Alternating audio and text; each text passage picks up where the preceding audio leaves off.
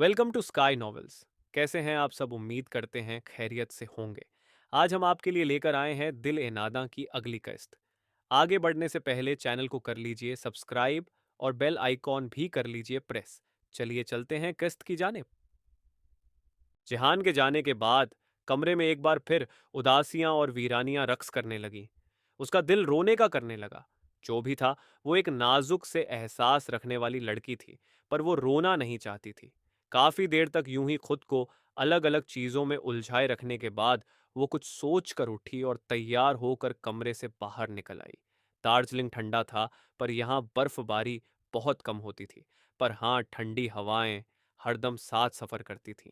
अभी भी वो बाहर आई तो ठंडी हवाओं ने उसका इस्तकबाल किया था। उसे ताजगी का एहसास हुआ। वो रेड लॉन्ग कोट की जेब में हाथ डालती होटल से बाहर निकल आई और यूं ही बेमकसद चलने लगी। दार्जिलिंग में जिस जगह वो ठहरे थे, वहां की खूबसूरती देखने लायक थी। वो भी उसमें खो गई थी। वो बहुत देर तक यूं ही इधर उधर घूमती रही और जब थकने लगी तो वापस पलट आई। वापस आते हुए उदासी और तन्हाई एक बार फिर से उसके आसाप पर सवार होने लगी। वो सर झटकती लंच के लिए होटल में मौजूद रेस्टोरेंट की जानिब आ गई।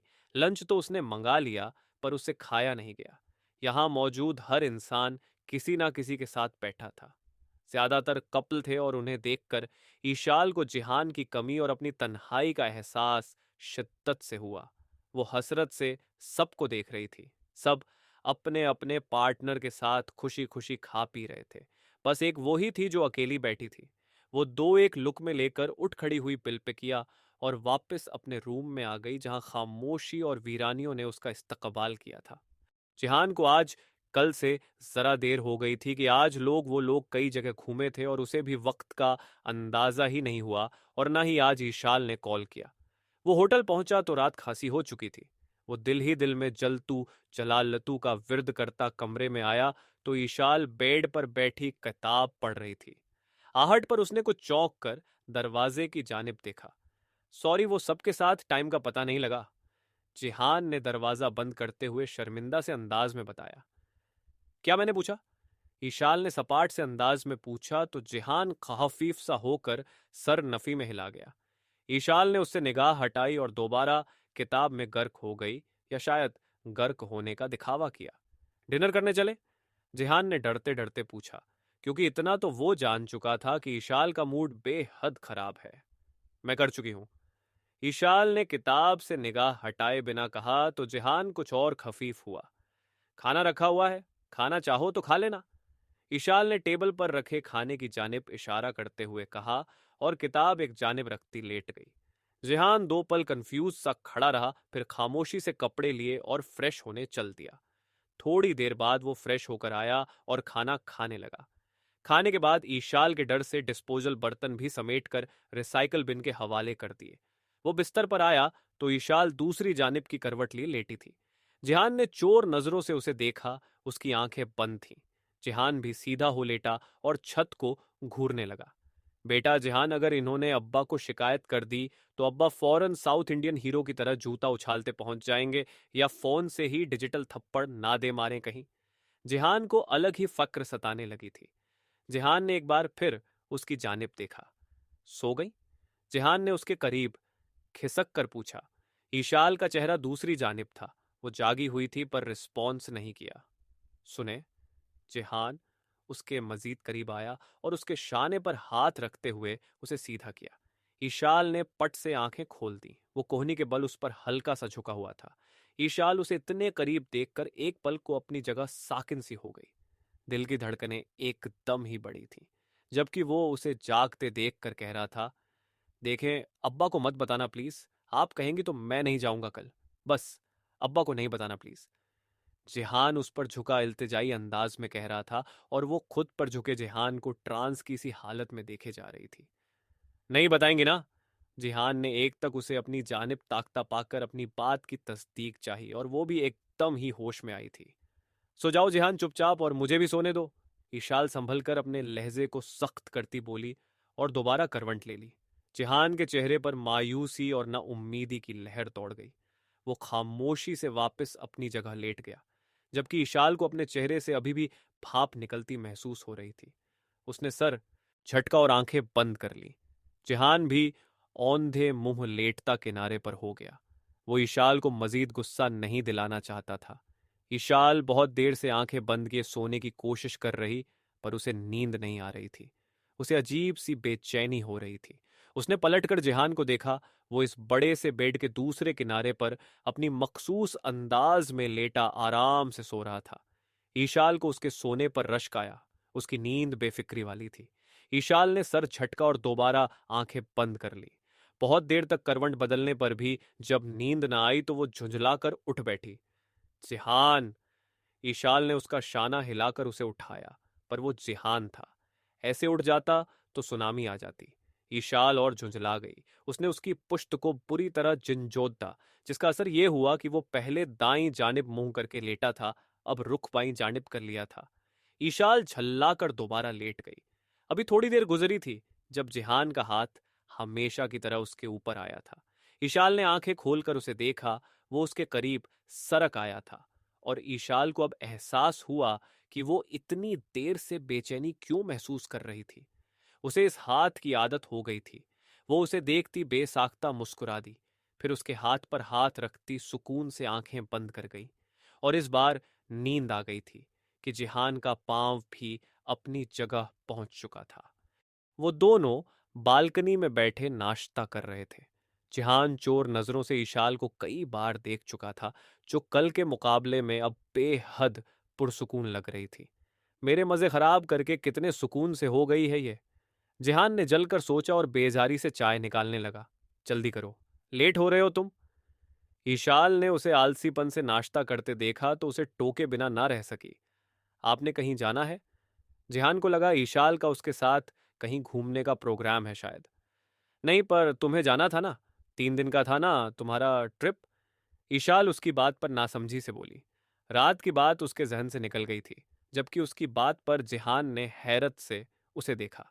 मैं जाऊं, आपको प्रॉब्लम नहीं है? जिहान ने खुशगवार हैरत में गिरकर पूछा। नहीं तो मुझे प्रॉब्लम क्यों होगी? ईशाल कुछ कंफ्यूज सी होती बोली। मैं कल लेट हो गया था ना, और आप बोर हो गई थी और गुस्सा भी। जिहान ने उसे कल की बात याद दिलाई तो ईशाल एक पल को चुप की चुप रह गई। जिहान को उसकी नाराजगी और उदासी से फर्क पड़ता था। ये बात दिल को अजीब खूबसूरत सा एहसास करा गई थी। उस वजह से नहीं थी। तुम जाओ। ईशाल ने इस बार कुछ नर्म लहजे में कहा। पक्का? आप अब्बा को तो नहीं बताएंगी ना? जिहान ने किसी खदशे के तहत पूछा तो वो मुस्कुरा दी। नहीं बताऊंगी, डोंट वरी। ईशाल ने मुस्कुरा कर कहा तो जिहान एकदम ही मुस्कुरा दिया।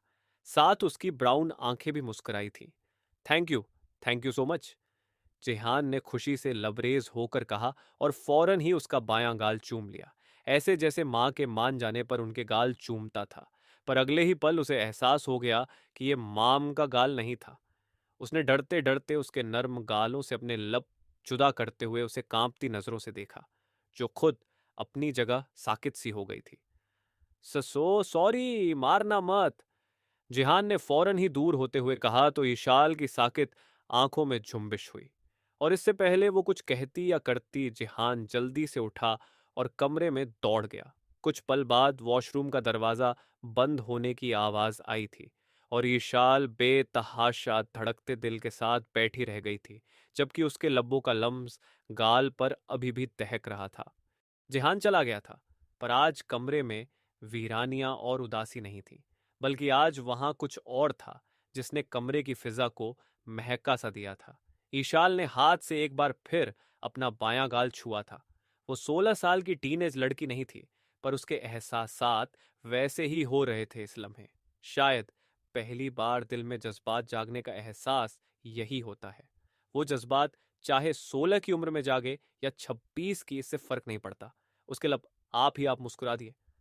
तभी उसका फोन बजा। ईशाल ने देखा नोमिया का फोन था। उसने मुस्कुराकर फोन उठा लिया। और मैडम जी, कैसा चल रहा है तुम लोगों का रोमांस? नोमिया ने हाल चाल के बाद चहकते लहजे में पूछा। फिर वही फजुल बकवास। ईशाल ना चाहते हुए भी झेंप गई। पहले उसे ऐसी बातों से बेजारी होती थी, आज पहली बार था कि वो उसके छेड़ने पर झेंपी थी। डोंट टेल मी तुम दोनों अभी तक थप्पड़ और चांटे वाला गेम खेल रहे हो। नोमिया ने कहा तो वो बेसाख्ता ही हंस पड़ी। अब ऐसा भी नहीं है, ये गेम बस मैं उसे जगाने के लिए खेलती हूँ, ईशाल ने हंसी रोकते हुए बताया। क्या यार, हद है तुम दोनों से। हनीमून पर कौन ऐसा करता है। नोमिया बुरी तरह बदमजा हुई थी। ईशाल उसके अंदाज पर मुस्कुरा दी। अब उम्र में छोटे लड़के से शादी करोगे तो ऐसा ही होगा। ईशाल ने मुस्कुराकर कहा। यह पहली बार था कि यह बात उसने मजाक में कही थी। कम ऑन यार, इतना भी छोटा नहीं है। पुराने टाइम में इस उम्र ने दो दो बच्चों के बाप बन जाया करते थे लड़के। और अभी भी अगर तुम जिहान की अम्मा ना बनो तो वो भी एक अदद बच्चे का अब्बा तो बन ही सकता है। नोमिया ने जले भुने अंदाज में कहा तो ईशाल को जाने क्यों हंसी आ गई। सच में यार, अपने नाम का खौफ बैठाया हुआ है तुमने जिहान के अंदर। बेचारा कुछ करना भी चाहता होगा तो खौफ से नहीं कर पाता होगा। नोमिया ने एक बार फिर उसी अंदाज में कहा तो ईशाल का हाथ बेसाख्ता अपने गाल पर गया, जहां उसका लम्स एक बार फिर उभर आया था। खैर, अब इतना भी कोई खौफ नहीं है। ईशाल अपना गाल छूते हुए खोए खोए से अंदाज में बोली, जो नोमिया ने भी उसे महसूस कर लिया। यानी कुछ कुछ हो गया है। नोमिया ने शरारत से पूछा तो ईशाल एकदम ही उस कैफियत से निकली। नहीं, बिल्कुल भी नहीं। ईशाल ने झट नफी की। दूर दफे, चिकने घड़े हो दोनों। तन्हाई का भी कुछ असर नहीं है, दोनों पर हद है। नोमिया चिढ़ ही तो गई थी। ईशाल को उसके अंदाज पर एक बार फिर हंसी आ गई। वैसे मेरा दावा है, अगर तुम अपना थोड़ा सा खौफ कम कर दो तो जिहान जरूर पेशकदमी करेगा। नोमिया कुछ सोचकर बोली तो ईशाल को सुबह का वाकया याद आ गया। उसका गाल चूमने के बाद उसकी आंखों में खौफ साफ था, मानो उसने कुछ गलत कर दिया हो। अच्छा खैर छोड़ो, तुम बताओ, हॉस्पिटल गई थी? ईशाल ने टॉपिक बदलते हुए पूछा। हाँ यार, कल गई थी।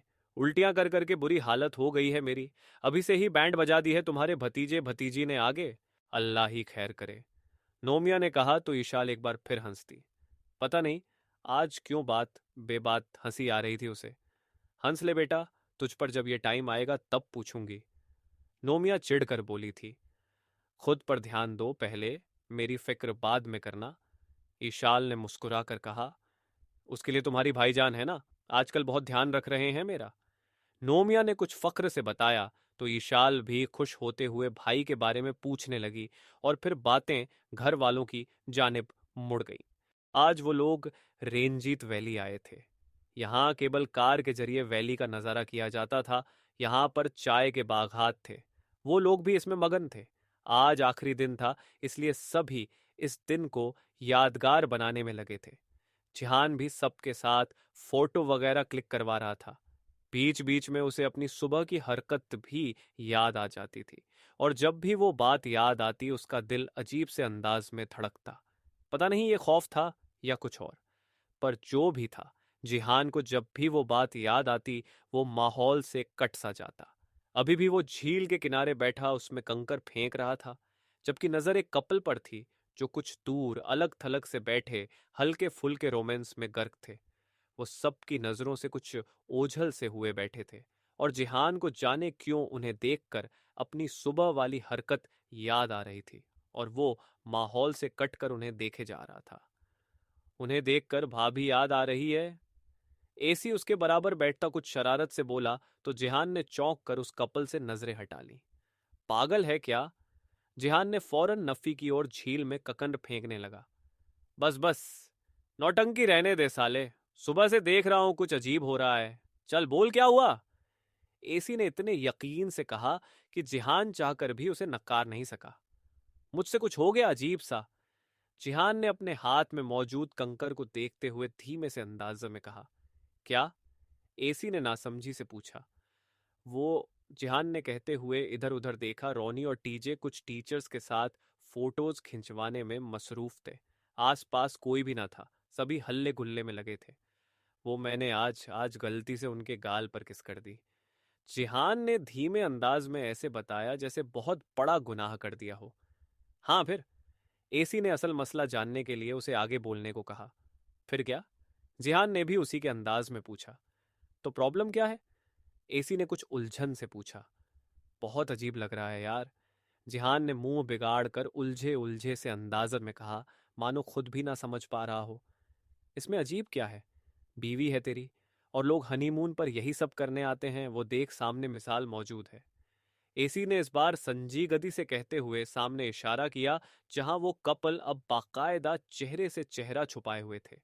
जिहान के कान सुर्ख हो गए। उसने फौरन निगाह हटा ली। हमारा रिलेशन ऐसा नहीं है। जिहान ने एक बार फिर इर्द गिर्द से कंकड़ ढूंढते हुए कहा। अब नहीं है, लेकिन कभी तो होगा ना। एसी ने कहा तो जिहान ने बेसाख्ता सर नफी में हिलाया। मुझे नहीं लगता वो ऐसा कुछ चाहती हैं। एक बार हाथ पकड़ लिया था तो पूरे दिन बिगड़ा मूड और सख्त खूरी मिली थी। जिहान ने पिछली बात को जहन में रखते हुए बताया। और अब? एसी ने पूछा। अब क्या? जिहान ने झील में ककंड फेंककर उसे सवालिया नजरों से देखा। अब इस हरकत पर उन्होंने कुछ कहा? एसी ने अपना सवाल वाजे करके पूछा। नहीं, मैं तो भाग आया था ना, पर मुझे पता है जाकर कुछ ना कुछ मिलेगा मुझे। शायद सीधे हाथ का कटीडी डाकेदार थप्पड़।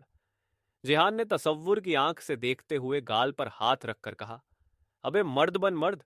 क्या हर वक्त बीवी से थप्पड़ खाता रहता है? इस तरह बनाएगा तू हम लोगों को चाचू। एसी ने हमेशा की तरह उसे गैरत दिलाई थी। यार मजाक नहीं, मुझे सच में अजीब लग रहा है। जिहान ने उसी परेशान लहजे में कहा। अरे क्या अजीब लग रहा है, बीवी है वो तेरी, कर सकता है। और तेरे अब्बा ने भी तो तुम दोनों को यहाँ इसीलिए भेजा है ताकि तुम दोनों कुछ क्वालिटी टाइम स्पेंड कर सको और अपनी जिंदगी की नई शुरुआत कर सको। एसी ने उसे बहुत रसान से समझाया। क्या सच में अब्बा ने इसीलिए भेजा है हम लोगों को? जिहान के लिए यह बात नहीं थी। उसने तो ये सोचा ही नहीं था। और नहीं तो क्या। एसी ने इतने यकीन से कहा कि जिहान भी इस तरफ सोचने पर मजबूर हो गया। और फिर अम्मा की बातें भी याद आई। आने से पहले वो उसे काफी कुछ कह रही थी, जिसमें नई शुरुआत करने का भी जिक्र था। पर चूंकि उस वक्त उसके जहन में बस दोस्तों के साथ मस्ती चल रही थी, इसलिए उसने ज्यादा ध्यान नहीं दिया था। और अगर वो ऐसा कुछ ना चाहती हुई तो? जिहान ने कुछ सोचकर पूछा। तो पता करना। एसी ने कहा। कैसे? जिहान ने दूंबादूं पूछा। देख, अगर आज जाकर तुझे थप्पड़ नहीं पड़ा तो समझ लेना कि ये उनकी तरफ से पॉजिटिव रिस्पॉन्स होगा। और अगर पड़ा तो फिर तू तो गयो ठाकुर। एसी ने मुस्कुराते लहजे में कहा और कंकर उठाकर झील में फेंका, जिससे पानी में दूर तक गोल दायरे बनते चले गए। और जिहान उन गोल दायरों को देखते हुए उस कपल को देखने लगा जो अब किसी बात पर मुस्कुरा रहे थे। जिहान भी कुछ सोच कर मुस्कुरा दिया। जारी है। मिलते हैं नेक्स्ट एपिसोड में। तब तक अपना ख्याल रखिए, ध्यान रखिए, टाटा बाय बाय। और चैनल ज़रूर सब्सक्राइब कर लें।